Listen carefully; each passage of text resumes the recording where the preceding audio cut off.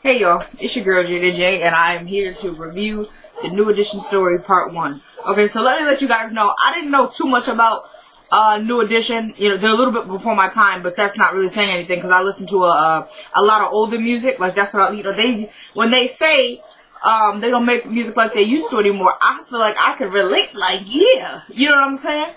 So yeah, and I know Candy Girl because I know my dad. He had their CD. And he used to play that song. So I was like, this sounds familiar. I was like, this is them? And I was just like, you know what I mean? So this is I thought it was really good. And that's coming from someone who doesn't know too much about New Edition. But like, I know Michael Bivins. I know a lot about Michael.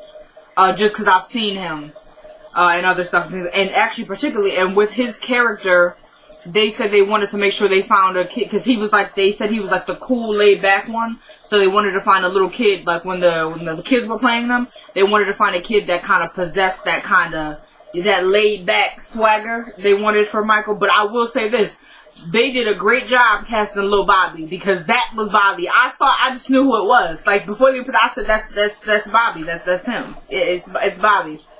I know Bobby, too. You know, him and Whitney. Bobby's talented dude. Okay, so anyway, New Edition story part 1. Okay, this was very good. I liked the songs. Okay, and the acting was very well done. So we opened up with it was Bobby performing, because we know eventually he went solo. And he was performing My Prerogative. Then you had Belle Biv DeVoe, because you know they kind of broke off, and you had Belle Biv DeVoe backstage while Bobby's performing. And one of them, I don't know who it was. They were like, one of them was like, when are we coming on? Like, how long has he been performing? Because somebody had came in and they was like, how long has he been performing? He goes, like, 2 hours. And he goes, are you serious right now? He was like, so what? That leaves us enough room for like one song.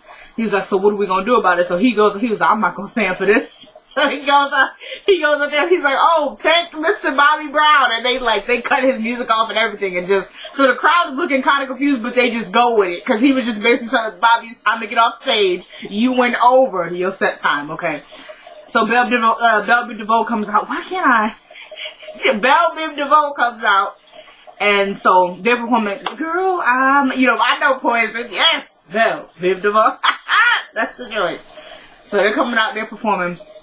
Bobby goes backstage, he mad and stuff. Somebody got, I don't know if that was his manager or what, but they're like, man, you gonna let him punk you like that? You gonna let him punk you? Next thing you know, Bobby goes backstage and freaking busts the glass open and tries to get a hold. So I guess he was gonna hold him down. He's like, man, I don't know how to work this. So then he just goes out there and they get into this fight, and then it rewinds. Cause they started with the drama, but then they went back to like when they were kids. So we know that's coming up, but we haven't gotten there yet. So then we first meet Ricky, and Ricky has got an apartment full of people, okay? A brother, a sister, and there's some other people, of course his mom, and there's other people. He got a lot going on in that apartment. So this was very good. Then we find out Bobby actually has stage fright, which I never would have guessed it, because we know Bobby evidently loved being on stage. You know, he liked to be the star, you know what I mean, out in the front showing off. You know Bobby. Okay, so yeah, he actually at one of his first performances at a talent show, he actually ended up freezing on stage, and he was embarrassed about it too, because then his friends saw him the next day. They acted like they weren't there, but Mike and Ricky actually came to the show. And so they see him the next day and they're like, oh, so how did you do at the show last night? He was like, man, I killed it. You know, he's dancing and stuff. He was like, man, we was there. We saw you. He's like, what are you talking about? So then he's like, all right, man. Okay, I choked and stuff like that. He was like, but if all three of us was up, well, I'll do it again. If all three of us go up there. And so Mike is definitely not going for it. He's like, man, you know, I'm not really trying to hear that. Ricky was like, as long as we all get to sing. So then he was with it. So Mike kind of went with it. And then it was like, he was like, okay, but one of them was like, we need one more person. I can't remember. I think it might have been, it was Ricky. He was like, we need more people or something like that. And first he named these two boys, Travis and Corey. And then they're like, no, like, I don't like them or something. And then he's like, well, what about Ralph? You know, I know somebody, they go up on Ralph. He's doing like this martial arts and stuff. And as he's doing that, there's this girl, we found out her name is Xena. You know, they're all kids and stuff. She's eyeing them from like the basketball court. And so Ricky is like, look, if you don't go step to her, I'm gonna go do it. Like, he's telling Ralph, because he's telling him, go talk to her. He's like, nah, man, it's not the right time. He says, okay, well, I'll go talk to her for you. You know, trying to act like I'm going to hook you up, but really he was trying to hook himself up. Because then when he got over there, he starts singing to her. I can't remember what the song was, but I liked the song. And by the way, it sounded really good, like they were in a recording studio. And it was just them, like, trying to vie for this girl's affections, and they're just singing in a basketball court, and it sounded like, yo, that's nice. Like, it was like, oh, okay, you know, get them the microphone. Very nice. Nicely done. Nicely done. And that's when I ended up finding out her name was Zena. Then, let's see, they all, they all decided they're a group now. We need a manager, because his sister, Peanut, I believe they were calling her, who actually is Frida Gatz off Empire. She was telling them, if y'all are really serious about doing this, yeah, because they were in the house practicing, she was like, if y'all are serious, y'all need to go get a manager and all that. Brooke, I don't know his last name. Brooke, I want to say Payne, but I'm not sure. I'm just going to say Brooke.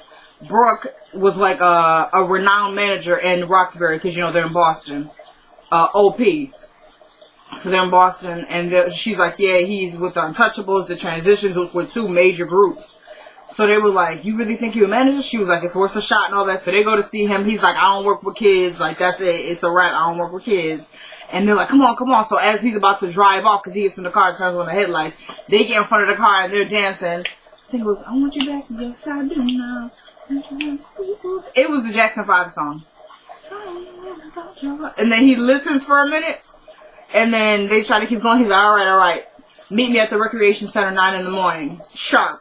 And they're like, so that means your managers? He said, no, that means be there at 9 a.m. in the morning. So they got there, and they're like, whoa, what is this, a boot camp? Because he had them doing push-ups, running and stuff. And eventually they did get to the dancing, of course. And he told them right on spot, he said, this is a group. You all move as one. So if anybody's thinking about getting on stage and outshining the rest of the group, step back and leave now, because that's not what I do. So I appreciated that, because I was eyeballing Bobby, and he looked at him a little bit too, like, is that you? You know? So then, Brooke, he was really good. He actually cared about the kids, which is obviously, that makes for a good manager. You actually care about your artists. And later on, when the mothers actually wanted to fire him, they did fire him, actually, because, they had been touring for a long time. And even before that, after performing Candy Girl, which was a #1 hit, they got him over Michael Jackson. Michael Jackson was #2 on the Billboard. They were #1. And there was Candy Girl, you all I want. You know what You know what I mean? Candy Girl. I like that. So they're performing. And so the moms are like, what the heck? Like, they had a #1 hit and we haven't seen any money. Like, we're still living in the projects. Why haven't we seen a dime? And then, so he gives them this check, and it's literally $1.87. And it was to split between all the mothers. So the one mom, she's like, you want us to split $1.87? I like, what? This doesn't make sense.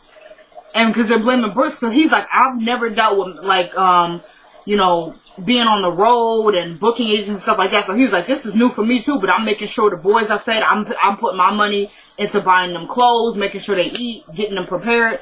He was like, I don't have any money. And he really didn't. He was still living in an apartment in the projects too. He was like, I haven't seen any money, you know. Not saying it's bad to live in the projects, but I'm saying they were striving to get out of there. So that's why I say that. So he's like, I haven't seen any money either, so don't look at me. And they're like, okay, but still, as a manager, you should know what you're doing. He's like, come on, you know, I love these kids. I love them like they're my own son. And mind you, his nephew, Ronnie DeVoe, joined the group. So the sister all the moms want to fire him, except for his sister. And so she's like, well, why are y'all going in on my brother like this? Like, what the heck what are you doing? And so then because they fired him, so she's like, you know what, I'm taking Ronnie out of the group. And he's like, no, you're not, sis. That might be our only boy's chance to get out of Roxbury. He can't throw this away. And so they ended up hiring another manager at MCA Universal, I believe. That, like the CEO of it, a brother, Tank. His name is Tank. Doesn't he do like gospel singing? I know I've seen him in The Preacher's Kid. Didn't like him. Okay, but Tank, he could sing. So yeah, he pulls the manager aside and is like, what the heck? I thought you told me we were signing pop stars, not these ghetto kids who can barely sing. And I was like, oh, he's rude.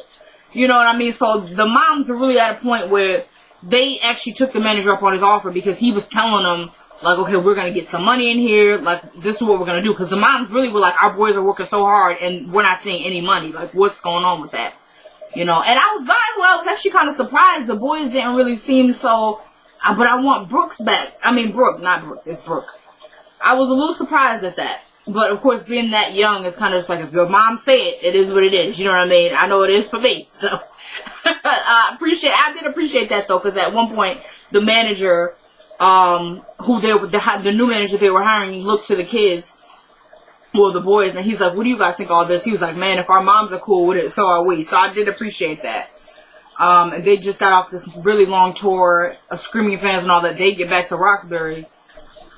They just got off the bus, like, it was just tumbleweeds rolling around, you know, they didn't really want to be there. They were actually kind of sad to come back home. Elijah Kelly, I don't know who he plays, I forgot, but Elijah Kelly actually looked out the window, he's like, I wish we didn't have to come back here, you know, and then that's when it was kind of, the moms, I understand where the moms were coming from, but I was kind of like, come on, because Brooke really did care about the kids, and that's what you want with a manager, okay? Because this new one, I don't know about him, because your CEO didn't even know what was going on, apparently.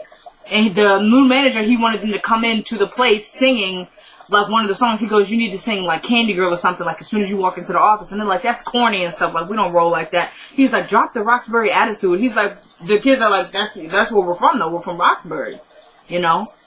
And he's like, well, if you really want to sell yourselves, come on now. Like, this is what you have to do. He's like, do we have to sing Candy Girl? Can we sing Popcorn? He was like, no, sing Popcorn Love, something. Ended up singing, and everybody in the office, when they got up there to speak to the CEO, was looking at them like they were crazy, by the way. It didn't win them over.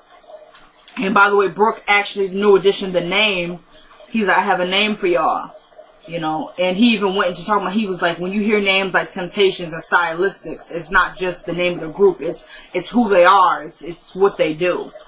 So Bobby's like, what's our name? They're like, shut up, Bobby. And then Brooke is like, no, that's a good question. And he writes it down. He's like, I'm going to write it, because hearing you say it is everything, you know. So he puts it up, and they're like, New Edition? Like, they were kind of confused. Like, he's like, yeah, that's just to let, he was like, we have the Untouchables and everything, but this is to let people know you guys are the new kids on the block. You know what I'm saying? Well, that's another group. But you guys are, you're next in line. You're coming up, you know. So this was very good. I'm definitely here for part 2. I think this is gonna be good. It's been fantastic so far. I love the music. I'll tell you, I'm on a New Edition binge. I've just been listening to the music like all day. It's a good songs. I love it, because I already knew If It Isn't Love before the movie and Candy Girl, but those are really the only two, don't hate me, that I really knew of theirs. And I like New Edition. Like I said, I knew Belle Biv DeVoe and stuff like that. I probably know more of their stuff. Very, very, very good music. Very good music. I'm excited about this. I was very excited to see it when they were talking about it, because we've seen that the New Edition was actually very involved in the movie. Like, they were with the kids sometimes. Okay, you gotta hit it like that, and you know. And so they were really involved in the project, because other stuff like we've seen, I don't want to say they've been disastrous, you know, biographies. A lot of people didn't like especially Aaliyah. You know, a lot of people thought that was sort of a disappointment. And then, of course, they did one on Michael Jackson, like a while back. And actually, there's supposed to be something else coming out with Michael. I don't know. There's talk about them casting a Caucasian dude to play Michael. So that's kind of, I don't know what's going on with that. But yeah, so this was really good. I think it's doing justice so far. And I'm ready to see what's going to happen next. So I'm definitely here for it. I'll be checking it out tonight. I'll be here for part 2. By the way, sorry I'm late, because the Has and Have-Nots was on last night. So I had to find another showing, and the New Edition was coming on at 11. So I was like, yes. So I just watched the Haves at 11, did the review, and then I ended up watching New Edition actually today, because like I said, it came on at 11. I was like, not. So I actually watched New Edition today earlier on, and I thought it was fantastic. So I think they did really well with the casting. By the way, I didn't know that, which is not really saying anything, but I didn't know Ralph was heavy into martial arts, and also I did not know Michael Bivins actually wanted to be a basketball player, above all, kind of, you know, and he kind of just developed a love for music. You know, maybe it was probably always there, but he really wanted to be a ball player. I didn't know that. And like I said, Bobby having stage fright, I never would have guessed it. So this was very good. I'm very excited about it. Nice job, BET. And by the way, I also want to say they didn't censor the cuss words because there was some cussing. I said, wait, did I hear that right? And it was. And I actually, you know what? I'm going to say this. I think it's going to be the last thing. With Ronnie coming in, I was kind of expecting them to be animosity with the rest of the group, because when they got signed, well, not signed, but they got asked to record a record with Maurice Starr, he told them, you guys should have one more member if you're going for the Jackson 5 look. And then Michael actually said, why fix something if it ain't broke? And he tells Michael pretty much, shut your mouth, open your ears, because that's how you learn in this business.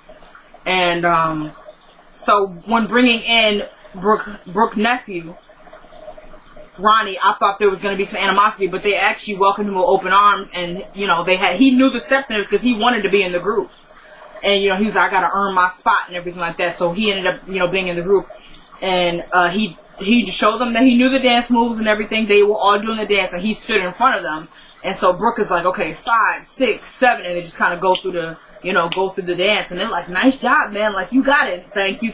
So it was really, I liked how that worked. It was very brotherly. You know what I mean? There was no, okay, well, you better watch your step, or you know what I mean? It was very, come on, man, this is new, we the new edition. You know what I'm saying? The new edition. Okay. So it was very, Candy Girl. Oh, that's gonna be stuck in my head. That's gonna be stuck in my head.